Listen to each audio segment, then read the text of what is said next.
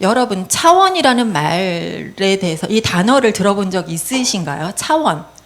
이거는 과학 용어거든요. 1차원, 2차원 이런 거는 과학 시간에 들을 수 있는 말입니다. 그러면 차원의 믿음이라는 말 혹시 예전에 들어보신 분 계세요? 제가 지금 질문하는 거거든요. 차원의 믿음이라는 그런 믿음이 있다고 들어본 적이 혹시 있으신 분? 사실 저도 처음 들었어요.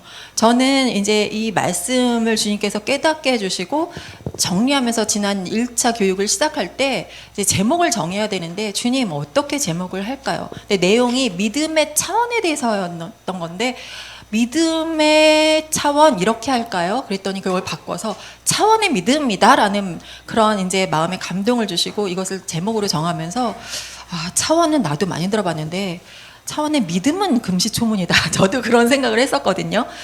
예, 이 차원을 설명하기 위해서 여러분 그 창조 과학자 김명영 교수님 아시죠? 그분도 차원을 이렇게 막 곤충으로 설명하시면서 그 잘 이해를 돕는 그런 강의를 하시는 걸 제가 본 적이 있지만 그것이 믿음과 연결되어서 강의하는 건 제가 본 적이 없어요. 그렇다고 해서 제가 우리만 이걸 하고 있어요 이렇게 막 말하고 싶은 것이 아니라 항상 하나님은 이러셨습니다. 엘리야가 저만 남았습니다. 다 죽었고 나만 남았나이다 했더니 아니야, 내가 7,000명을 숨겨두었다. 바알에게 무릎 꿇지 않은 7,000명이 너가 모르는 자들이 있어. 그렇게 말씀하셨듯이 이 차원의 믿음도 아마 이 무렵에 주님 오시기 전에 이 무렵에 여러 곳에서 이 믿음으로 열어주셔서 이끌어가고 계실 거라고 저는 믿습니다. 예, 그런데 저희가 예외가 아니라 그 가운데 함께 들어간 자들이라는 그 복된 자들이라는 그 믿음도 함께 있습니다. 여러분 아멘으로 받아주시기 바라고요. 지난 시간에 했던 거 잠깐 복습하면서 그러면서 두 번째 시간을 연결해 보도록 하겠습니다. 자, 1차원이 선의 세계라는 거 우리 알고 있죠.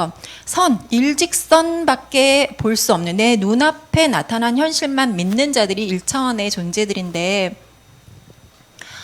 우리가 지금까지 사실은 그런 믿음을 가져왔죠. 내가 보지 못하면 믿을 수 없는 그런 1차원의 믿음의 소유자들이었었습니다. 2차원은 면의 세계라고 그랬죠. 바닥밖에 알지 못하는 이 벽면과 천장이라는 존재를 알지 못하는 바닥만 경험하고 사는 그러한 2차원적인 존재들이 있었죠.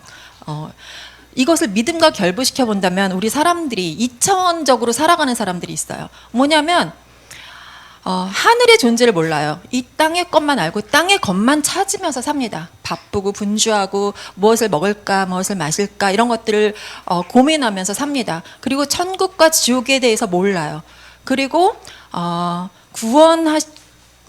구원하시는 하나님 그것도 모르고 그렇다 보니까 당연히 심판하시는 하나님도 모릅니다. 그저 이 땅에서 살다가 너무 고달파. 그러면 어떤 경우에 요즘에 너무나 이런 사람들 많죠. 그냥 이 생에서 그냥 자기 생을 자기 스스로 마감해버리는 이 땅이 끝이라고 생각하는 그런 사람들, 하늘을 찾지 않고 땅의 것만 구하는 사람들이 바로 2차원에 속한 그러한 사람들이라고 할 수가 있겠습니다. 3차원 공간의 세계에 저것은 어느 한 공간에 이제는 이런 드디어 몸을 일으켜 세워서 땅과 하늘의 존재를 알게 되었어요. 하지만 내가 속한 이 공간 그리고 어느 한 시점에 밖에 자기가 경험할 수 없기 때문에 과거와 미래에 대해서 굉장히 불분명하고 의심스럽고 믿음을 갖지 못합니다. 제가 마침 어떤 연예인인데 청년인데 그분이 크리스찬이라고 아주 소문난 그런 분이 계세요. 근데 그분이 이렇게 말하더라고요. 과거는 거짓말이고 미래는 허상이다. 사실 우리들이 그렇게 생각하죠. 우리가 알고 있는 과거, 우리가 기억할 수 있는 정도의 그 이전의 과거, 특히 창세 이전의 하나님의 계획에 대해서는 그 시간을 우리가 경험해보지 못했기 때문에 우리는 알려고도 안 했고 알 수 있을 거라고 생각도 못했고 알려줘도 믿을 수가 없었고 미래에 대해서는 더더구나 우리 그 3차원에 머물러 있는 우리들로서는 정말로 믿기 어려운 게 사실이죠. 예, 그렇게 우리가 그냥 3차원으로 살고 있었습니다. 4차원의 존재는 과거, 현재, 미래, 저 빨간색 시간에 관계없이 시공을 초월한 존재죠. 4차원의 존재. 우리보다 한 차원 높지만 우리가 정말로 이해할 수 없고 굉장히 어찌 보면 4차원을 경험하고 있다. 이러면 우리가 굉장히 흠모할 수 있는 그런 상태겠죠. 어느 시간대나 어느 공간이나 다 동일하게 있을 수 있다는 거죠. 그런 차원이 11차원까지 과학자들이 밝혀냈다고 했습니다. 하나님은 그 모든 차원을 넘어서신 분인데, 저 4차원을 조금 더 저희가 집중해서 보도록 하겠습니다. 예. 자, 여기서요. 다 같이 한번 읽어보시겠습니다. 시작. 나는 알파와 오메가요. 처음과 마지막이요. 시작과 마침이라. 여기서 나는 지금 요한계시록에 있기 때문에 저 말씀은 누가 하셨었죠? 예수님이 나를 가르치면서 예수님이 하신 말씀이세요. 그런데 지난 시간에 봤지만 이사야에서 동일하게 말씀하셨죠. 여호와 하나님이 나, 예수 그리스도시죠. 알고 계시죠? 눌러주세요. 또 한 번. 자, 그렇다면 말씀, 태초에 말씀이 계시니라. 이 말씀은 하나님과 함께 계셨으니 곧 하나님이시다. 말씀이 육신이 되어 우리 가운데 거하셨다. 그러니까 예수님, 하나님, 말씀은 동일하신 분이죠. 저 말씀을 우리가 익히 알고 있고, 제가 읽거나 혹은 듣거나 저 말씀을 접할 때 저는 와, 정말 예수님의 신성을 너무나 잘 표현한 그러한 신비로운 말씀이다라고 생각을 했었어요. 나는 알파와 오메가요. 하나님은 그렇지, 처음과 시작부터 마지막과 마침을 다 계획하시고 그것을 다 이루어 가시는 정말 전지전능하신 하나님이시지, 이렇게 생각했거든요. 맞아요? 틀려요? 맞죠? 그런데 제가 그렇게 생각했었다고 얘기하는 걸로 봐서는 뭔가 그게 아니었더라는 거죠. 지금 제가 생각하는 이거를 한번 눌러주세요. 자, 과거와 계속 현재와 미래. 자, 이 시간 속에서 한 번 더 눌러주세요. 제가 생각했던 거는 알파와 오메가이신 하나님, 한 번 더 그 사이에 시간이 흐르고 있다는 거죠. 제가 아까 처음과 시작부터 마지막과 마침을 이미 계획하셨어. 그리고 이것을 이루어 가신다라고 하는 시간의 개념으로 저는 3차원적인 제한적인 그러한 생각으로 하나님을 이해하고 있었던 거죠. 제가 아까 말했을 때 딱 들었을 때 여러분들 역시 그렇게 생각하셨기 때문에 다 맞다라고 하셨죠. 근데 제가 기도하는 가운데 저 말씀이 저한테 확 떠오르면서 이 말씀이 새롭게 재정비가 막 되기 시작했어요. 그러면서 주님께서 뭐라고 말씀하시냐면, 내가 알파와 오메가라고 하는 것은 내가 처음 시작할 때 이미 마지막과 마침이 동시에 있었다는 거예요. 저기 지금 보면 알파와 오메가 사이에 시간이 흐르는 게 아니라 알파 오메가가 동시에 그냥 존재하는 것입니다. 무슨 말인지 이해가 가시죠? 그러면서 주님께서 저에게 깨달음을 주시는 순간 뭐라고 말씀하셨냐면, 처음과 시작과 마지막과 마침을 이루기 위해서는 시간이 필요한 것이 아니다. 이미 나는 다 마쳤고 다 끝냈는데 그것이 너희 눈에 보이기 위해서는 시간이 필요한 게 아니라 믿음이 필요한 것이다. 이렇게 말씀하셨어요. 나는 예수님이 저러한 존재이시기 때문에, 그 예수님이 내 안에 계시기 때문에 너 또한 그런 존재가 되었다라고 말씀하신 거죠. 제가 정말 전기에 맞는 것 같았어요. 그 깨달음이 확 주님께서 깨닫게 해주시는 그 순간에, 그렇구나. 정말 그냥 다 왔구나. 말씀이신 예수님이 하신 모든 말씀들은 그냥 내 안에 다 이미 이루어졌구나. 다 이루었다라고 하신 그 말씀이 그냥 예수님이 나는 다 이루었어 하고 나와 동떨어진 말씀이 아니라, 다 이루신 예수님이 내 안에 딱 오시는 순간 제 안에도 그냥 다 이루어진 거예요. 그 이루신 알파와 오메가의 모든 계획, 성경에 나오는 그 모든 말씀들이 내가 시간의 언젠가 그것이 이루어진다가 아니라 믿을 때 이미 그냥 이루어진 거예요. 아멘이시죠? 저도 너무나 아멘입니다. 저는 진짜 너무 이것이 너무나 감사합니다. 이것을 알려주신 하나님께 대해서. 이 좋은 비밀을 저 혼자 어찌 알고 끝나겠습니까? 어떻게 또 목사님께서 아시고 나누라고. 제가 뭘 깨달았는지 목사님 아시겠어요? 제가 말씀 안 드렸는데, 근데 나누라고 하셔가지고 이 시간을 하나님께서 이렇게 마련하신 거라고 저는 믿고 너무나 감사드립니다. 근데 저 알파 오메가라는 그것이 우리 사람들이 그 하나님을 아는지 모르는지 저것이 수학적인 기호에 나오거든요. 저 표시, 저 파란색 저 표시 여러분 혹시 기억나세요? 옛날에 수학 시간에 무한대라는 뜻의 기호입니다. 또 혹은 뇌비우스의 띠라고도 합니다. 처음 점에서 출발해서 다시 그 처음 출발한 자리로 돌아오죠. 근데 처음과 끝이 구별이 없어요. 계속 무한히 반복되는 것입니다. 처음도 끝도 없고 겉과 속도 없어요. 마치 멜기세덱이 나는 처음도 없고 나중도 없다.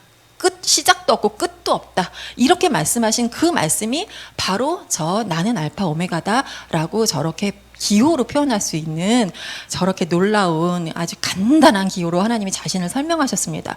여러분 히브리 그 알파벳 한 글자 한 글자가 굉장히 영적인 의미를 담고 있는 거 아세요? 숫자 역시 하나님이 그냥 성경에 나오는 모든 숫자들, 지명, 사람 이름 모든 것들은 그냥 있는 게 아니에요. 완전히 하나님의 치밀하신 계획 속에, 오묘한 계획 속에 다 들어있는 것입니다. 그걸 알면 정말 기절을 합니다. 하나님 너무 과학자시다, 수학자시다, 정말 신기하다. 그냥 있는 말이 없어요. 다 의미가 있습니다. 예수님을 상징하는 히브리 그 숫자가 뭔지 아세요? 눈치를 좀 채보세요. 저 못 닮았어요, 저거? 8이 예수님을 상징하는 숫자입니다. 저 알파 오메가라는 뜻을 깨닫고 보니까 왜 저 8이 예수님을 상징하는지 그냥 알아지지 않습니까? 네, 그 다음에 저 말씀을 조금 더 분석해 볼게요. 자, 나는 알파와 오메가다. 이 말씀은 시간의 항상성. 하나님께서 하루는 천년 같고 천년이 하루 같다라고 하신 말씀이 실제로 그 천국에는 시간의 흐름이 없어요. 그냥 영원의 세계예요. 영원. 시간의 개념 자체가 없어요. 그냥 오늘인데 천년 후가 그냥 오늘 있는 거고, 예, 이게 그냥 구별이 없는 거예요. 예. 어제나 오늘이나 또 영원 무궁토록 동일하시다. 이 말씀 또한 그 시간의 항상성, 그 차원 가운데 그 차원을 알아야만 이해할 수 있는, 그냥 이해는 되지만 내가 그냥 실감할 수 있는 말이 되는 거예요. 두 번째, 공간의 편재성. 4차원 이상의 하나님께는 공간의 제약이 없으시잖아요. 편재라는 것은 저 한자를 보시면 두루편 있을 재예요. 두루두루 다 계신다. 무소부재라는 말 아시죠, 여러분? 계시지 않은 곳이 없다. 그냥 모든 곳에다 그냥 두루두루 하나님께서 존재하고 계시는 거예요. 의미의 다차원성, 말씀이신 하나님께서 하신 그 말씀은요, 다차원적인 1, 2, 3, 4차원뿐만 아니라 11차원 이상의 그 하나님의 모든 차원을 다 그냥 가지고 계세요. 가로 안에 보면 다중적이라고 하죠. 여러분 세상 모든 만물은 다 하나님의 뜻을 나타내고 있는 거 아시죠? 저는 저 양파 같아요. 양파는 계속 속 안에 또 다른 양파를 내포하고 있죠. 하나님의 말씀은 다 내포하고 있습니다. 이거 같았는데 그 안에 또 다른, 완전히 다른 차원의 말씀이, 다른 의미가 내포되어 있고, 그걸로 한 두세 겹 하면 끝난 줄 알았더니 그 안에 또 새로운 말씀이 있고, 정말 이거를 첫 번째만 깨닫고 나서 나는 다 알았다라고 하는 분들은 정말 안타까운 거죠. 자, 문자적, 하나님의 모든 말씀은 문자적으로 우리는 무조건 믿어야 합니다. 아까 목사님께서도 여러 번 말씀하셨죠. 천년왕국. 문자적으로 우리가 믿어야 돼요. 정말 문자적으로 우리 상징이야 이렇게 말하는 순간 저희는 정말 하나님의 그 놀라운 계획에서 떨어져 나갈 수밖에 없어요. 그렇다고 문자적이기만 하냐? 그 문자 안에 들어가 있는 영적인 의미까지도 반드시 알아야 됩니다. 주님이 그냥 문자적인 것만 이루고 끝내신 적이 없어요. 그 가운데 반드시 영적인 의미를 다 넣어 놓으셨습니다. 그러니까 알파와 오메가라는 저 말씀 속에는 시간적으로, 공간적으로, 의미적으로 아주 다차원의 것들 우리가 동시에 이해해야 된다라는 거죠. 자, 저 말씀을 우리가 성경 말씀의 예를 한번 보도록 할게요. 눌러주세요. 한 번 더. 네. 자, 우리 지난 시간에 무화과 나무 배웠었죠. 무화과 나무의 저 비유. 그때는 우리가 어떤 의미를, 양파의 겉껍질을 우리가 뭘로 봤죠? 무화과의 때가 아니다. 그런데 열매를 내라. 때, 시간에 구애받지 말고 너희들의 환경과 조건에 제약받지 말고 내 앞에서 너희들의 열매를 항상 있게 하라. 무엇으로? 하나님을 믿음으로, 차원의 믿음을 가짐으로 주님 안에서 열매를 항상 맺으라고 하는 촉구하시는 말씀이라고 우리가 배웠죠. 자, 저 무화과 나무, 저 말씀에 그 마가복음의 저 말씀이 똑같이 데칼코마니처럼 되어 있는 말씀이 있습니다. 자, 무화과 나무는 여러분 무엇을 상징하는지 아세요, 여러분? 이스라엘 민족을 상징하는 거 알고 계세요? 그런데 이스라엘이 지금 저주를 받았잖아요. 주님께서 열매 뿌리부터 마르게 하셨죠. 이스라엘은 하나님의 그 선민이잖아요. 택하심을 받은 민족인데 어찌 저주를 받았을까요? 성경에서 보면은 이스라엘을 보고 하나님께서 이렇게 말씀하십니다. 너는 내 장자 나라요, 나의 제사장 나라다. 그런데 성경 보십시오. 모든 장자들이 다 장자의 자리에서 다 패해졌어요. 누구부터 그렇죠? 아브라함의 장자였던 이스마엘이 패해졌죠. 언약 자손이 아니었죠. 그 다음에 에서와 야곱에서 에서가 또 저주를 받았죠. 그 다음에 야곱의 12아들 중에 르우벤이 장자권을 받았나요? 못 받았습니다. 범죄함으로. 그래서 누가 장자가 되죠? 요셉이 됩니다. 요셉. 자, 그럼 그 요셉의 아들 둘 있죠. 이방 애굽에 가서 결혼해가지고 므낫세와 에브라임이 있는데 역시 장자의 축복을 이렇게 엇갈려서 그 야곱이 축복하면서 둘째가 받죠. 다 장자는 이렇게 그 축복에서 제외가 됐어요. 이집트의 그 마지막 재앙도 어땠어요? 장자가 다 죽었죠. 자, 이것이 의미가 있는 거예요. 제사장, 예수님께서 제사장 레위 지파의 계보로 오셨나요? 성경에 밝히 말씀하고 계시죠. 나는 굳이 일부러 레위 지파에서 오지 않았다. 하나님께서 레위 지파로 보내지 않으셨어요. 다른 그 지파로 그 대제사장 멜기세덱의 반차를 따르는, 그냥 제사장의 반차라는 게 중국어 빤츠 순서라는 뜻이죠. 그 순서를 따라오지 않고 레위의 순서를 따르지 않고 멜기세덱의 그 순서를 따라서 다른 계보로 오신 예수님이죠. 그러니까 장자와 제사장의 직분이 다 패해졌다라는 걸 알 수 있습니다. 그것처럼 이스라엘 또한 장자 나라이고 제사장 나라였는데 패해졌어요. 저주를 받았어요. 왜 그럴까요? 눌러주세요. 한 번 더 눌러주세요. 저 말씀과 데칼코마니가 되는 말씀이 뭐가 있냐면 갈라디아서에 나옵니다. 데칼코마니가 뭔지 아세요? 도화지에다가 물감을 막 짜서 다른 도화지를 꾹 눌러서 피면 둘이 완전히 대칭을 이루는 그런 물감놀이예요. 둘이 똑같거든요. 자, 한번 왜 똑같은지 볼까요? 한번 눌러주세요. 저 무화과 나무는 율법 행위에 속한 자들을 상징합니다. 이스라엘은 예수 그리스도의 새 언약을 믿지 않아요. 예수님 자체가 메시아라는 그 사실을 믿지 않고 있죠. 아직도 율법에 매여 있습니다. 하나님께서는 율법 아래에 매여 있는 자들을 저주하시는 거예요. 자, 빨간색, 자, 색깔들이 서로 이 대칭 구조를 이루고 있는데, 자, 빨간색 다 같이 읽어봅니다. 위에 있는 거 시작. 그 나무에 무엇이 있을까 하여 가셨더니 잎사귀 외에 아무것도 없더라. 밑에 말씀 빨간색 시작. 율법책에 기록된 대로 모든 일을 항상 행하지 아니하는 자. 예. 항상 열매가 있어야 되는데 항상 행하지 않는 자, 이것이 같은 존재라는 거죠. 자, 그러면 갈색 읽어봅니다. 위에 거 시작. 영원토록 사람이 내게서 열매를 따먹지 못하리라. 밑에 시작. 아무도 율법으로 말미암아 의롭게 되지 못할 것이 분명하다. 예, 다 보이세요, 여러분? 저 색깔들? 네. 자, 영원토록 사람이 그 율법의 열매를 따먹지 못할 거다. 밑에도 그렇게 되어 있죠. 아무도 율법으로 말미암아 의롭게 되지 못할 것이다. 자, 하늘색 좀 옅은 파란색 읽어보십니다. 시작. 저주하신 무화과 나무. 밑에 시작. 저주 아래에 있는 자. 저 무화과 나무가 이스라엘이라 그랬죠. 율법 아래에 있는 이스라엘은 저주받은 것입니다. 자, 그 다음에 보라색 시작. 하나님을 믿으라. 밑에 시작. 의인은 믿음으로 살리라. 여러분, 그 데칼코마니라는 제가 말씀드린 거 이해가 가세요? 그렇게 느껴지세요?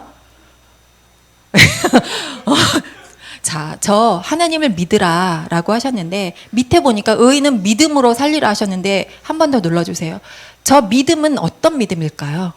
저 위에 하나님을 믿으라. 예수님 뭐라 그러셨죠? 너희는 하나님을 믿으니 또 나를 믿으라. 나를 믿어. 예수님을 믿어라. 밑에 있는 의인은 믿음으로 살 건데 어떤 믿음으로 살죠? 율법의 믿음이 아니고 예수 그리스도의 새 언약의 믿음. 이걸로 살으라는 말씀인 거죠. 예수님의 생명이 없으면 다 저주받은 거죠. 율법으로 의로워지려고 하는 자들은 영원히 답이 없는 거죠. 예. 그래서 지금 우리는 뭘 설명하고 있죠? 무화과나무를 설명하고 있는 게 아니라 말씀의 다차원성. 문자적으로 저 무화과나무는 말라버렸어요. 문자적으로만 보면 그걸로 끝나요. 근데 그 안에 내포되어 있는 영적인 의미, 율법의 저주에서 말랐구나. 우리는 하나님을, 의인은 믿음으로 사는 그 믿음이 필요한 거구나. 이런 영적인 의미를 우리가 캐내야 되는 거죠. 하나님이, 예수님께서 나는 밭에 감추인 보화다 이렇게 하셨죠. 그런 이유가 실제로 하나님이 그 귀한 말씀들을 다 감춰 놓으셨어요. 알고자 하는 자, 찾고자 하는 자, 그런 자들이 정말 그러한가 하여 말씀을 상고하여 보면서 주님의 은혜를 구하면서 말씀을 찾을 때 찾으라 그러면 찾으리라 하시는 거죠. 그냥 뭐 알고 싶지도 않고 관심도 없는데 그냥 막 이렇게 열어주시는 게 아닌 거죠. 예, 한 번 더. 또 다른 예를 한번 보도록 할게요. 말씀의 다차원성. 자, 보라, 처녀가 잉태한 즉 아들을 낳으리니. 만약에, 저거는 이사야에서 있는 말씀인데, 예언인데, 우리가 이제, 그 성령 세례를 받고, 이제 신부가 돼서, 그 다음에, 아내가 된 다음에 마지막 단계를 이루기 위해서 정절로서 믿음과 사랑으로 거룩함에 거해서 말씀으로 해산하여 아들이 되는 그 믿음을 만약에 갖는다면 저 말씀은 영적인 의미로밖에 볼 수 없을 거예요. 그런데 저 말씀이 문자 그대로 이루어졌습니까? 이루어졌습니까? 아멘이죠. 저것만큼 믿기 어려운, 이건 상징이야. 이건 영적인 거야라고 볼 수밖에 없는, 정말 문자적으로 믿기 힘든 말씀도 없을 거예요. 처녀가 잉태한 즉 아들을 낳을 것이다. 이거야말로 상징 아닐까요? 어떻게 문자적으로 이루어질 수가 있을까요? 근데 하나님의 말씀은 문자 그대로 이루어졌습니다. 예수 그리스도께서 이 땅에 실제로 처녀의 몸에 잉태돼서 태어나셨잖아요. 여러분이 혹시 믿음이 흔들릴 때는 저 말씀을 기억하세요. 예수님은 문자 그대로 이루셔. 조림하셨잖아. 예수님 정말 저렇게 오셨잖아. 그렇다면 그 모든 말씀들은 정말 저거와 마찬가지로 다 문자적으로 다 될 거야. 이거를 믿으셔야 되는 거예요. 아멘. 또 한번 눌러주세요. 저 말씀도 우리가 문자에 그냥 잡혀 있기 쉬운 말씀이에요. 저거 너무 유명하죠. 자기 목숨을 보존하고자 하는 자는 잃을 것이다. 잃는 자는 살린다. 나 살고 싶어요, 주님. 주님, 내가 천국 가서 살고 싶으니까 저걸 문자적으로만 보는 사람들은 어떡하죠? 또 죽어야 되는구나.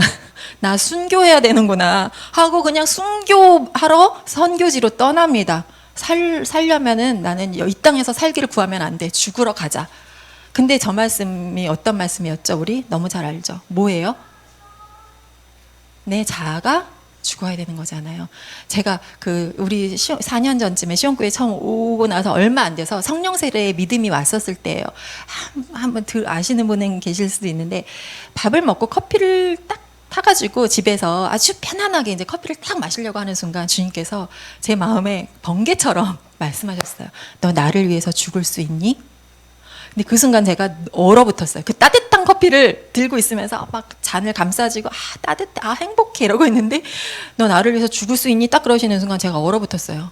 그러면서 가만있어 봐. 내가 그렇게 주님을 사랑한다 고백했고, 주님이 나도 너를 사랑한다, 서로 사랑 고백하니까, 너 이제는 사랑을 증명하려면 이제 너 죽을 수 있어? 나를 위해서 죽을 수 있어? 나의 생명을 원하시나? 나 여기서 이 땅에서 순교하라는 말씀인가? 이렇게 그냥 저도 역시 어떠한 그 문자적으로만 그 수준에 머물러 있었기 때문에 나 순교해야 되나? 하면서 여기서 내가 대답을 잘해야 되는데 죽을 수 있다고 해야 되나? 안 된다고 살려주세요 막 이래야 되나? 막 그 순간에 되게 오랫동안 고민한 것 같아요. 근데 지나놓고 보니까 한 10초도 안 되는 시간이었는데, 그땐 되게 오랜 시간이 지나간 것 같았고, 나중에는 그 10초도 제가 생각한 거, 그렇게 고민했던 거를 회개했었습니다. 주님이 무엇을 깨닫게 해주셨냐면, 너의 혼에 할례, 십자가에서 너의 정과 욕을 다 못 받고 날마다 죽는 그 삶으로 너가 나올 수 있느냐, 이 말씀이었어요. 근데 그 순간 아까 고민하고 나서 제가 약간은 포기하는 마음, 혹은 정말 그래 죽으면 죽으리라 하면서, 어차피 제 목숨은 하나님 것이니까, 죽이시던 살리시던 하나님 거니까 네 죽겠습니다. 제가 그때 그랬어요. 그 대답을 정말 잘해야 돼요. 네 죽겠습니다. 주님이 그 믿음을 보시고 정말 순교 자리로 저를 뭐 내보내시는 게 아니라 날마다 십자가에서 죽고 예수님의 생명으로 부활할 수 있는 그 길로, 생명길로 인도해 주신 거예요. 전 말씀이 영적으로 저에게 성취가 된 거죠. 저에게만이 아니라 우리 시온교회에서 배우고 또 성장해 가고 있는 여러분들은 다 저 순교, 저런 걸 산순교라고 합니다. 이렇게 나아가고 있는 거죠. 예, 또 한번 저기 보면은 그냥 문자적으로만 보면은 답이 안 나오는 영적인 그리고 다중적인 의미로 보아야 하는 말씀들이 사실은 너무나 많은데 몇 개를 한번 골라봤는데, 여러분 에덴 동산이 실제로 이 땅에 존재했던 동산인 거 아시죠? 예, 문자적으로 있었던 곳이에요. 그런데 영적으로 우리가 어떻게 풀어야 되죠? 우리 지난주부터 목사님께서 우리 마음 가운데 에덴 동산이 회복됐다고 말씀하셨죠. 전인 구원을 받은 사람, 그분들은 우리 마음에 누가 계시죠? 예수님, 생명나무이신 예수님이 계시죠. 에덴 동산 중앙에는 어떤 나무가 있었어요? 생명나무만 있어요. 몇 그루 있었는지 혹시 아시는 분? 중앙에 두 그루 있어요. 생명나무와 선악을 알게 하는 나무 두 가지가 있었어요. 자, 그런데 전인권을 받은 우리 마음 가운데 생명나무이신 예수님이 살고 계시고, 생명나무의 과실을 우리가 먹죠. 무엇으로? 말씀으로. 날마다 예수님의 살과 피를 먹고 마심으로 이제 생명나무가 우리의 몸이 그냥 돼버린 거예요. 그러면 이제 선악과가 두렵지 않죠. 예수님의 마음으로 악은 버리고 선을 선택할 수 있는 실력자가 된 거잖아요. 우리 마음에 저 에덴 동산이 영적으로 회복이 되어 있어야 합니다. 자, 에덴에서 발원한 강, 실제로 4개의 강이 있는데 지도에 있어요. 비손, 기혼, 히데겔, 유브라데. 그것들이 각각 의미하는 것들이 있죠. 부여와 생명과 능력과 결실, 이런 것들이 그 4개의 강이 의미하는 것입니다. 그런데 저것을 영적으로 보면 어떻게 볼까요? 에덴에서 발원해요. 에덴에서 강이 이제 시작이 되는 건데, 우리 목사님께서 최근에 올려주신 그 생명의 씨앗, 그 말씀에 이사야 30장에 나오는 저 시내에 대한 말씀이 있어요. 우리의 병을 다 고치시고 우리의 눈물을 다 닦아주시고 치료하시는 저 물이, 그런 장면이 나오고, 창세기에 나오는 에덴에서 발원한 강이 이사야에도 나오고, 계시록에 몇 장이죠? 그것이 21장일 거예요. 거기 보면은 생명수, 예수님의, 하나님의 보좌, 그리고 어린 양이 있는 그 보좌에서 생명수가 흘러나오기 시작하는 장면이 있습니다. 그 강의 좌우에는 생명나무가 심겨져 있어요. 에덴 동산, 우리 심령 가운데 에덴 동산 그 생명나무가 있죠. 그것들이 생명수 강 양편에 심겨 있고, 달마다 12가지 과실을 맺죠. 그리고 그 잎사귀가 모든 만국을 치료하고 소성시키는, 우리가 날마다 주님 앞에서 허물이 있죠. 그렇죠? 발에 먼지가 묻잖아요. 주님 앞에 나가서 날마다 발 씻음을 받죠. 예수님의 그 강물이 우리를 씻어주시고, 예수님이 십자가에서 죽으실 때 흘리셨던 그 물과 피로 우리를 씻기시는 거죠.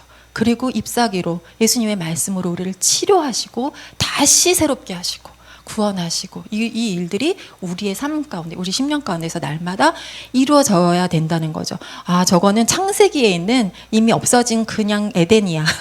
언젠가 회복될 이런 시간의 개념이 아니라 차원의 믿음으로 저 에덴은 내 안에 있다. 내 것이다. 나는 그것을 회복했다. 믿음의 눈으로 내 안에 에덴 동산을 보셔야 되는 거죠. 4개의 강의 그 놀라운 능력들, 부요, 생명, 능력, 열매, 이런 것들이 내 안에서 열리고 있어야 되는 거죠. 예, 그 다음에 몇 개만 볼까요? 저 다윗의 물맷돌, 다니엘에 본 뜨인 돌, 그 신상을 막 쳤던 저 돌이 뭘까요? 저 돌. 네? 예수님이시죠. 맞아요. 산돌이시고 건축자들이 버린 그 모퉁이 돌, 예수님이신 거죠. 그 보리떡은 뭘까요? 저 기드온이 300명 용사와 300명만 데리고 엄청난 대규모의 전쟁을 치러야 합니다. 그 전날 밤 그 대적이 바닷가에 모래처럼 많다고 그랬어요. 너무나 많은데 두려워 떨고 있으니까 하나님이 부하와 함께 거기 적진에 보내십니다. 기드온을. 그리고 그 적들 가운데 어떤 군사가 꿈을 꾼 거를 말하는 것을 듣게 하시죠. 그때 어떻게 해요? 보리떡 한 덩이가 굴러와가지고 그 적진을 막 부수는 그런 꿈을 자기네끼리 막 얘기하면서 저 보리떡은 기드온이야. 기드온 뒤에 계시는 누구신 거죠? 예수 그리스도. 보리떡 5개, 오병이요. 저 보리떡은 뭐죠? 사람들이 저걸 먹고 남기죠. 구원받았죠. 그 배고픔에서, 그 말씀의 기근에서부터 구원을 받잖아요. 저 보리떡이 예수님인 거죠. 또 할 얘기가 너무 많은데, 저 보리떡, 보아스 여러분, 예수님을 상징하고 있는 그런 인물인 거 알고 계시죠? 보아스의 그 타작마당에 룻이 갑니다. 시어머니가 보내서. 그래서 드디어 결심한 그날 밤 보아스한테 갑니다. 그래서 그 보아스의 옷자락을 덮고 눕습니다. 그날이 어떤 날인 줄 아세요? 뭘 타작하는 날이었죠? 보리 타작하는 날. 이것이 얼마나 영적으로 대단한 의미가 있는지. 보리는 뭐죠? 예수님이잖아요. 예수님이세요. 초실절의 예수님, 부활하신 예수님. 그 초실절의 첫 열매가 예수님이시라면 그에 붙어있는 자들, 그 들림받는 자 중에 세 부류 중에서 그에게 붙어있는 자들이 제일 먼저 올라가죠. 보리들이에요. 보리 알곡인 거예요. 우리들이. 그러니까 룻이 보아스의 옷자락을 덮고 누웠다. 이 얘기는 우리 신부들이 보리 타작하는 그날, 들림받는 그날에 보아스, 예수님이신 보아스의 옷을 의의 옷을 우리가 덮어 쓰고 주님과 붙은 자로 들림받는다는 그런 놀라운 말씀인 거죠. 그러니까 저런 말씀들은 다 문자적으로도 우리가 그때 이루어졌지만 영적으로 우리에게 이미 성취되었고, 성취될 일이 아니라 이미 성취되었는데 무엇으로 그것이 증명받는 거죠? 믿음으로 증명받는 거죠. 그런 말씀드린 거예요. 자, 다음. 저걸 다 하기에는 시간이 없습니다. 자, 이렇게 말씀을 차원의 믿음으로 보아야 하나님의 계획과 마음을 알 수 있습니다. 여러분들이 성경 말씀을 읽으실 때 모든 구절에서 다 나를 발견하셔야 돼요. 나와의 연관성을 다 찾으셔야 돼요. 문자 그대로 다 이루어질 것이며 그 문자 속에서 나는 어느 위치인가, 나는 저 안에서 저 인물들 중에서 누구에게 해당되는가, 이거를 다 연관해서 읽으셔야 돼요. 처음부터 끝까지 다 내가 아닌 곳이 없습니다. 다 하나님이 여러분 각자를 향해서 하신 말씀드린 거예요. 예, 그러한 눈을 바꾸시길, 주님께서 바꿔주시기를 예수 그리스도의 이름으로 정말 기도합니다. 저를 포함해서 우리 모두에게. 자, 그 다음. 자, 에녹이 휴거됐잖아요. 우리들의 그 휴거의 그 선배, 롤 모델이 에녹이잖아요. 저분이 휴거된 이유가 사실은 차원의 믿음을 가졌기 때문이더라고요. 자, 에녹은요, 무드셀라를 낳은 후에 300년 후에 365세에 죽음을 보지 않고 들림받았잖아요. 자, 자기 아들을 이름을 저렇게 지은 것부터가 차원의 믿음을 가지고 있었기 때문이에요. 자, 무드셀라가 무슨 뜻이죠? 무드라는 게 죽으면이에요. 저 아이가 죽으면 세상에 심판이 올 것이다 라는 이름이에요. 아니, 누가 자기 자식 이름을 야, 너가 죽으면 심판이 올 거야 이렇게 짓는 사람이 어디 있겠어요. 아까도 성경의 모든 인물들, 지명들, 숫자들은 다 뜻이 있다 그랬죠. 저것을 하나님께서 보여주셨고, 에녹은 믿음의 눈으로 보았고 믿음으로 취한 것입니다. 의심하지 않았고, 그 언젠가 있을, 그 당시에는 거의 연수가 1000년에 가까웠잖아요. 600, 700세, 800세. 무드셀라 몇 살에 죽었죠? 969세. 거의 뭐 진짜 얼마 안 되는 1000년을 거의 채운 그 먼 훗날에 반드시 이루어질 것을 믿음의 눈으로 봤다라는 거죠. 자, 하나님과 동행했기 때문에 들림 받았는데, 자, 눌러주세요. 죽음을 보지 않고 옮겼는데요. 파란색 여러분 다 같이 읽어보십니다. 시작. 하나님을 기쁘시게 하는 자. 예, 하나님을 기쁘시게 했기 때문에 죽음을 보지 않고 옮겨졌어요. 우리도 지금 죽음 보지 않고 들림 받을 수 있는 그 세대에 살고 있잖아요. 너무나 감사한 은혜의 진짜 놀라운 세대죠. 그런데 하나님을 기쁘시게 했기 때문에 에녹이 들림 받았다는데, 자, 어떻게 하면 하나님을 기쁘시게 할 수 있을까요? 막 저기서 정답이 계속 나와요. 한 번 더 눌러주세요. 맞아요. 믿음이 없이는 기쁘시게 못하나니. 다시 말해서 믿음이 있었기 때문에 하나님을 기쁘시게 할 수 있었고, 그렇기 때문에 하나님과 동행할 수 있었고 들림받을 수 있었다. 여기에 우리들의 비밀 열쇠가 있는 거죠. 들림받을 수 있는 열쇠가 여기 있는 거죠. 우리가 차원의 눈으로 믿음을 가지고 있으면 주님과 주님을 기쁘시게 할 수 있고 서로 기뻐하는 관계 속에서 동행하다가 들림받는 거죠. 그거예요. 오늘 내가 들림받는 믿음을 가지고 있어야 기뻐하면서 주님을 그 믿음을 그 구원을 주신 하나님을 기뻐하면서 그 믿음으로 동행할 수 있는 거죠. 한 번 더. 자, 저 에녹에 대해서 유다서, 요한계시록의 바로 앞장에 유다서가 있는데 에녹이요 예언했대요. 무엇을 예언했을까요? 보라색, 다 같이 시작. 보라, 주께서 그 수만의 거룩한 자와 함께 임하셨나니. 자, 하나님께 예수님이 심판하러 오시는 것을 예언했어요. 누구와 함께? 예수님이 혼자 오시나요? 수만의 거룩한 자. 그가 누군지 요한계시록 19장에 있어요. 예수님이 백마를 타고 오시는데 함께 백마 탄 무리들이 있어요. 희고 깨끗한 세마포를 입은 신부들이에요. 아멘. 우리예요.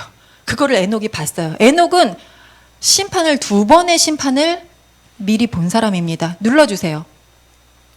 물심판, 노아 전에, 저 무드셀라가 죽고 나서 노아가 600세 되던 해 물심판이 정말로 일어났죠. 그 다음에 또 무슨 심판? 불심판 때 예수님이 말씀으로 심판하시는 그 2개의 심판을, 첫 심판과 그 끝의 심판을 에녹이 이미 다 본 사람이에요. 그래서 그 믿음으로 아들의 이름도 지었고 예언도 했던 것입니다.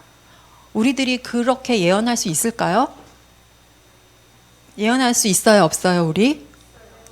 아멘이죠. 그 예언이 어디에 다 나와 있어요? 성경 말씀에 다 있죠. 우리의 예언은 뭐냐면 믿음으로 그 말씀을 읽고 믿음으로 아멘할 때 우리는 그냥 예언자가 되는 거예요. 주님이 이루신 일들을 우리가 아멘으로 믿음으로 선포하는 것이 사실은 예언이에요.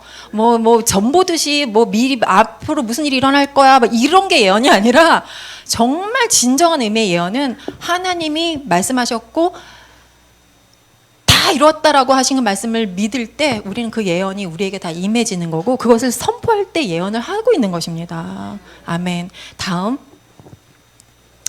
네, 차원의 믿음을 사용하는 비결. 제가 이거를 알려드리겠다고 지난 시간에 약속했었어요. 자, 비결입니다. 눌러주세요. 이거 오늘. 자, 예수님께서 제자들에게 물어보십니다. 너희는 나를 누구라 하느냐? 그랬더니 대답하죠. 원래는 사람들이 나를 누구라고 하느냐 하면서 물어보셨더니 엘리야래요. 누구는 선지자 중에 한 분이라고 그랬어요. 그랬더니 예수님이 그래? 그들이 그렇게 대답했어? 그러면 너는 나를 누구라 하느냐 하고 그 사람이 어떻게 생각하는지를 질문하십니다. 자, 이거를 바꾸면 자, 다시 한번 읽어볼까요? 시작. 너희는 내 앞에서 자신을 누구라 하느냐? 한 번 더 눌러주세요. 자, 저 차원의 믿음을 사용하는 비결, 빨간 그 별표 3개 쳐놨죠. 중요한 거죠. 다 같이 읽어봅니다. 시작. 자신의 정체성과 하나님과의 관계성 설정. 차원의 믿음을 사용하려면 내가 하나님이 나에게 누구신지, 그냥 하나님이 누구신지가 아니라 나와의 관계성에서 하나님이 누구신지, 그리고 그러한 관계 속에서 내가 하나님에게 누구인지, 이것을 아는 것과 모르는 것, 그리고 어떤 좌표에 나를 설정하느냐가 저 믿음의 차원을 어디까지 올릴 수 있느냐가 결정되는 거예요. 한 번 더 눌러주세요. 쭉 눌러. 네. 자, 여기까지.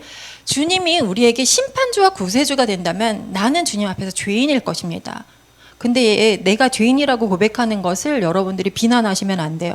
구원의 시작은 내가 죄인이라는 것을 깨달을 때부터 시작입니다. 사실은 굉장히 복된 거예요. 그걸 알아야 심판하신 하나님을 두려워할 수 있고 구원을 막 원할 수 있고 구하면서 구원을 받을 수 있는 첫 단추가 내가 죄인이라는 것을 알 때입니다. 저것을 모르면서 아까 2차원 땅에 머물러 땅만 바라보면서 살다가 그냥 끝나는 거죠. 자, 2번째, 주님이 나에게 주다. 그러면 나는 뭘까요? 종인 거예요. 종. 그래서 종들 중에서 어떤 종이 있었죠? 무익한 종이 있었죠. 그렇죠? 하나님을 오해합니다. 당신은 해치지 않은 데서 모으고 심지 않은 데서 거두는 자다. 이러면서 나의 그 주인의 속성을 전혀 이해하지 못하고 오해하면서 자신이 저주를 받잖아요. 그렇죠? 그다음 한 번 더. 예. 만약에 하나님이 나에게 아버지가 되었다. 그러면 이 자는 하나님 앞에서 어떤 관계가 맺어진 거죠? 아들이죠. 어린 자녀와 거기서부터 장성한 아들. 내가 어렸을 때는 종과 다름이 없어. 종과 다름이 없어서 청지기 밑에서 율법 아래서, 아까 율법 아래 있는 자들은 저주받은 자였죠. 거기서 종노릇할 수밖에 없는 거죠. 거기서 점점 자라서 장성한 아들, 하나님의 유업을 이을 자가 되는 거죠. 자, 그 다음 하나님이 나에게 왕과 주인이 되셨다. 점점 지금 성장하고 있는 게 보입니까? 그럼 나는 주님 앞에서 무엇이 되는 거죠? 충성된 종. 아까 그냥 종이 아니라 충성된 종. 노예 그 기간이 끝났어요. 내가 너를 풀어줄게. 네 마음대로 가. 주님에게 생명이 있사온데 제가 어디로 가오리까? 주님 앞에 귀뚫린 그런 충성된 종이 되는 거죠. 자, 그 다음 드디어 주님이 나에게 남편이 되었어요. 그럼 나는 주님 앞에서 무엇이 되는 거죠? 자, 저런 과정으로 또 성장해 나가야 됩니다. 처녀가 되었다가 신부로 간택받고 그 다음에 혼인식을 올려서 한 몸이 돼서 아내가 된 다음에 아까 정절로서 믿음과 또 사랑으로 거룩함으로 해산함으로 낳은 아들이 되는 거죠. 이렇게 성장해 나가야 되는 것입니다. 자, 눌러주세요. 저 마지막 단계. 자, 여기서 제가 주님, 이제 이거를 준비할 때 주님, 이 말씀은 사실 이 차원의 믿음을 사용하려면 신부 이상은 돼야 되는데 우리 성도들이 아직 믿음의 막 단계가 다 다르고 성장해 가는 분이 있는데 이 말씀을 전에 나눠도 될까요? 제가 여쭤봤어요. 그랬더니 주님께서 어떤 마음 주셨냐면, 얘야, 그 모세가 태어날 때 요게벳이 모세를 낳을 때 누가 있었어요? 산파가 있었죠. 산파가 아들을 그 모세가 왜 태어났죠? 자기 백성을 구원하려고 태어나는 인물이잖아요. 산파의 역할이 있지 않냐. 자기 힘으로 해산할 힘이 아직 없을 때 산파가 도와줘야 되지 않느냐. 도우라고 하시는 거예요. 그래갖고 알겠습니다. 막 힘을 얻어서 주님께서는 이미 우리들을 다 무엇으로 보시는 거죠? 제가 봤을 때는 하나님께서는 우리를 다 해산함으로 낳은 아들들로 저를 이미 다 삼아버리셨어요. 예, 지금 단계가 무엇이든지 상관없이 주님의 충만한 시간이 차면 다 아들이 이미 우리는 되었습니다. 아멘. 그래서 저 또한 주저함 없이 그냥 이렇게 그냥 오픈해서 다 나누는 건데요. 다음 시간 기대해 주세요. 더 처녀는 눌러주세요. 처녀는 거듭난 자죠. 주님과 한 영을 이룬 자입니다. 눌러주세요. 쭉쭉. 신부는 성령 세례를 받음으로 한 마음 이뤘고 아내는 성령 충만으로 한 몸을 이뤘죠. 아들은 저렇게 해서 나아진 자입니다. 자, 여기에서 한 번 더. 예, 내가 어떠한 신분으로 주님과 동행할 것인가. 이것이 너무 중요합니다. 다음. 여기서 이제 처녀가 할 일입니다. 신부가 아직 아니에요. 저 아가서에 보면은 예루살렘에 딸들이 나오죠. 처녀들이 나옵니다. 저들은 그냥 예수님의 신부가 될 수 있는 그런 후보들이에요. 저들이 신부로 간택되기 위해서 무엇을 해야 되느냐. 자, 눌러주세요. 우리의 그 신부들의 교과서 필독서 에스더서에서 우리가 한번 답을 찾아보도록 하겠습니다. 아하수에로 왕에게는 이미 왕후가 있었어요. 와스디라고 하는.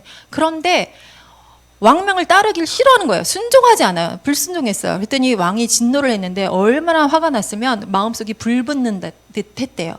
이 장면이 하나님도 똑같은 말씀하실 때가 있었습니다. 마음이 불붙는 듯 하셨어요. 눌러주세요. 언제 그랬을까요?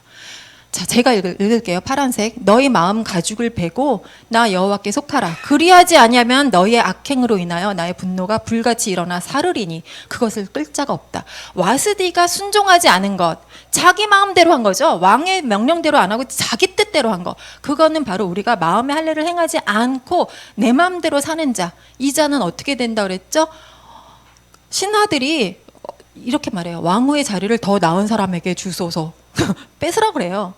자, 그래서 다음 전국에서 아리따운 처녀들을 다 모읍니다. 그래서 왕궁으로 데리고 왔어요. 그러고 나서 왕에게 나가기 전에 12달 동안 하는 일이 있어요. 이거는 반드시 해야 돼요. 저기 파란색으로 보니까 정한 규례래요. 이거는 아무도 예외가 없습니다. 자, 12달 동안에 반씩 나누어서 첫 번째 몰약 기름을 씁니다. 몰약은 언제 쓰는 거죠? 시체를 방부제가지고 시체 썩지 말라고. 죽은 다음에 쓰는 거예요. 우리는 내가 십자가에서 죽어야 되는 것입니다. 그 로마서 알고 믿고 여기고 드리는 그 작업을 이 처녀 때 하는 것입니다. 나는 내 육신은 이미 십자가에서 죽었어.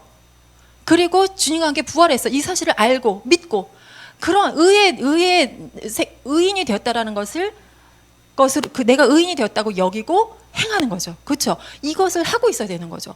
그 다음에 몸을 정결하게 하는 기한을 마칩니다. 다른 향품들을 써가지고 주님 앞에서 여러 가지 산상수훈을 지키고 여러 가지 주님께서 말씀하신 것들이 있잖아요. 사형에 해당하는 죄들을 버리고 그 다음에 육체에 현저한 일들을 버리고 하나님의 나라를 유업으로 받을 수 없는 죄들을 버리는 이러한 회개의 시간들이 반드시 있어야 돼요. 근데 저기서 12달이라고 그랬는데 아까 12라는 그 숫자, 하나님이 보셨을 때 12라는 숫자는 충만한 기간입니다. 딱 12달이 아니고 각자에게 다 하나님 보셨을 때 충만한 시간이 있어요. 이미 훈련받은 시간이 많으신 분들도 있어요. 하나님이 보셨을 때 하루 사이에도, 제가 제일 좋아하는 말씀이 스가랴 3장 3절인데 나는 이 땅의 모든 죄악을 하룻밤 사이에 제할 수 있다. 예수님이 말씀하셨어요. 하나님이 하고자 하시면 하룻밤 사이에 우리들의 신분이 완전히 달라질 수 있는 것입니다. 그러니까 12달 언제 하지? 그게 아니라 주님께 맡기시면 돼요. 주님, 저 회개합니다. 그냥 주님께서 말씀하신 것을 아멘 아멘 아멘 저 이렇게 해주세요 하면 주님이 그 생각하시는 그 시간 동안에 그냥 이루어 주시는 거예요. 우리는 구하기만 하면 돼요. 자, 그 다음에 이제 처녀가 왕에게 나아갈 때는요, 이 구하는 물품을 다 줍니다. 근데 이 처녀들은요, 자기가 돋보이기 위해서 많은 신부들, 그러니까 많은 처녀들, 후보들 가운데 자기가 돋보이기 위해서 어떻게 할까요? 아름다운 드레스를 골라요. 보석을 고릅니다. 자기를 치장합니다. 막 여러 가지 향수도 뿌리겠죠. 자기를 돋보이게 하는 모든 구하는 것을 다 구하는 거죠. 이게 뭘까요? 영적으로 이생의 육신의 정욕, 안목의 정욕, 이생의 자랑들. 주님 이거 주세요, 이거 주세요. 다고 어린 아들들처럼 계속 자기가 원하는 것을 구하는 것입니다. 왕한테 관심이 없어요. 나한테 관심이 있어요. 처녀들의 믿음은 저 단계입니다. 그렇게 해서 실컷 막 치장을 하고 나갔는데 왕이 어때요? 저기 파란색, 그를 기뻐하지 않으면, 그래서 그의 이름을 불러주지 않으면 다시 왕에게 나아가지 못해요. 그냥 하룻밤 예수님을 경험했어. 아, 나 옛날에 예수님 만난 적 있어. 나 예수님과 첫사랑 했었어. 그 옛날의 추억으로 머물러 있는 것이지, 예수님과의 관계, 신랑이 아직 나에게 될 수도 없고 주님과의 관계가 사랑하는 관계로 가지를 못하는 거죠. 저게 처녀의 단계입니다. 자, 그러면 신부로 간택된 에스더는 어떻게 했을까요? 에스더는요, 왕에게 나가기 전에 내시 헤게야한테 물어봅니다. 저 헤게는요, 성령님을 상징하는 인물이에요. 그 궁에 들어온 그 처녀들을 관리하는 그런 관직을 맡고 있는데 물어봅니다. 저기요, 헤게님, 왕이 좋아하는 게 뭐예요? 하고 물어봅니다. 그랬더니 알려줘요. 그래서 이제 번호표가 돼가지고 에스더 순서가 딱 돼갖고 왕에게 나가기 전에 자기는 하나도 꾸미지 않아요. 왕이 좋아했다고 했던 그거 한 번 더 눌러주실래요? 헤게가 정한 것. 왕이 좋아하는 거 한 개만 구합니다. 그거 주세요. 그거 하나 가지고 왕 앞에 나아가는 거예요. 그게 뭘까요? 한번 눌러주세요. 아까 보니까 신부는 어떤 자였어요? 성령 세례를 받음으로 주님과 한 마음을 이룬 자가 신부가 될 수 있는 거죠. 처녀가 신부가 돼야 되죠. 넷이 헤게가 정한 것이 무엇일까요? 예수 그리스도의 마음. 우리가 구해야 될 거 한 가지. 저는요, 다른 거 다 필요 없습니다. 주님 한 분으로 만족합니다. 주님의 마음을 주세요. 내 마음을 도려내시고, 제가 했던 기도예요. 제 심장 도려내시고 예수님의 심장을 끼워주세요. 이런 아주 피가 뚝뚝 떨어지는 기도를 제가 했었습니다. 여러분도 그 기도하고 계시죠? 그렇죠? 마음에 할례를 시켜주세요. 예수님의 마음을 주세요. 예수님 한 분이면 제가 족합니다. 이것이 바로 신부가 되는 길이에요. 에스더가 그렇게 했고, 한번 눌러주실래요? 왕이 모든 여자보다 에스더를 더 사랑했대요. 그래서 뭘 주죠? 에스더는 한 개만 구했는데 왕은 에스더한테 뭐 주죠? 은총도 주고 머리에 관도 씌워주고 왕후도 삼아주고 잔치도 베풀어주고 내가 구하지 않은 그 모든 놀라운 영적인 복과 이 땅의 복과 막 이 땅에 내려와서 주님과 함께 왕노릇할 수 있는 모든 권세들을 다 주시는 거죠. 아멘이십니까? 여러분 눈으로 이거 보셔야 돼요. 지금 내가 주님 마음을 구했더니 이런 걸 막 주시는구나. 내 머리가 막 뜨거워져야 돼요. 내 막 반짝거리는 관이 씌워진 게 느껴지셔야 됩니다. 아, 정말 이 놀라운 이 복을 우리가 정말 이미 다 받았습니다. 아멘. 예, 그래서 한번 이제 마지막 장이에요. 자, 차원의 믿음을 사용하는 비결을 정리해 본다면 1번 눌러주세요. 다 같이 시작. 자신의 정체성 확정, 그리고 주님과의 관계 속에서 사랑 나누기.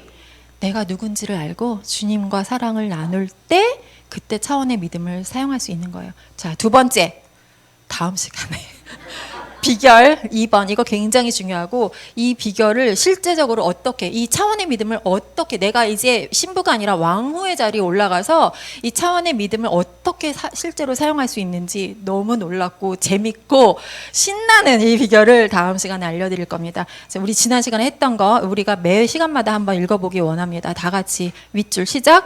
믿음은 바라는 것들의 실상이요 보지 못하는 것들의 증거니. 이것을 제가 말을 좀 쉽게 바꿨죠? 밑에 거 읽어보십니다. 시작.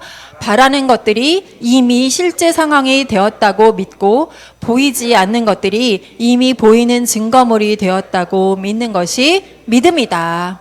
아멘. 한 번만 더, 예, 이 믿음의 눈을 아예 바꾸시든지 아니면 믿음의 안경을 쓰시든지, 아까 내 심장 꺼내시고 예수님 심장 달라고 했던 것처럼 내 눈, 너 범죄하거든 너의 눈을 빼라 하셨죠? 범죄하는 눈 주님 빼가세요.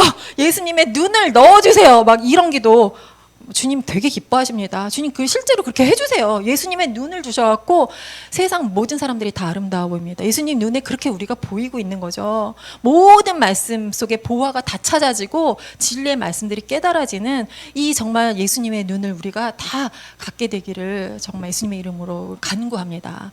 예, 자, 오늘은 강의를 여기까지 하도록 하겠습니다. 여러분 비결 1번 기억하시나요? 차원의 믿음을 사용하는 비결 1번, 자신의 정체성을 확정하는 것. 그 다음에 그 앞장인가요? 예. 예. 주님과의 관계 속에서 사랑 나누기. 주님과 나와의 관계 속에서 사랑을, 내가 원하는 걸 구하지 마시고 주님이 좋아하시는 것을 구하시면서 사랑을 나누는 것. 이것이 높은 차원으로 올라갈 수 있는, 최종 단계로 갈 수 있는 유일한 방법이에요. 사실은 이 1번을 가져야 2번의 비결을 사용할 수 있는 거거든요. 자, 여러분들 잠깐 기도하시는데, 주님, 저는 주님의 아내입니다. 그리고 해산함으로 낳아진 아들입니다. 이 신분에 걸맞게 예수님의 마음과 믿음을 주십시오. 짧게 다 같이 기도하심으로 이 수업을 마치도록 하겠습니다. 다 같이 주여 한번 하십니다.